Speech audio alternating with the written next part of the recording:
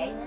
Tao nói với mày đàn ông nhìn cái tánh đàn bà nhỏ nhen từ ly từ tí vậy đó.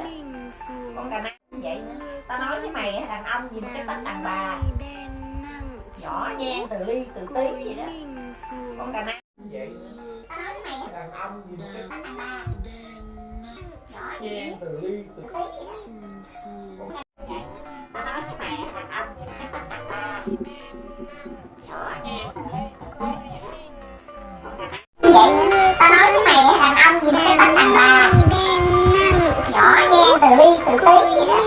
Con đàn ông vậy tao nói với mày đàn ông nhìn cái tánh đàn bà nhỏ nhen từ ly từ tí vậy đó.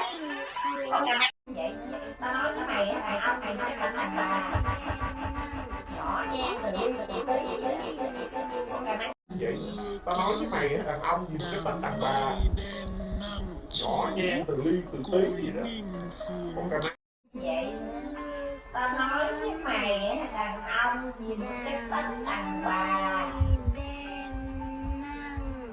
nhỏ nhen từ ly từ tí vậy đó.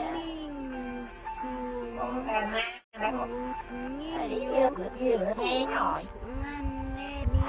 nó cái điện thoại cả thẻ mới lo vậy vậy nữa. Tao nói với mày đàn ông nhìn cái tánh đàn bà nhỏ nhen từ ly từ tí vậy đó. Con đàn ông vậy nữa. Tao nói với mày đàn ông nhìn cái tánh đàn bà nhỏ nhen từ ly từ tí vậy đó. Con đàn ông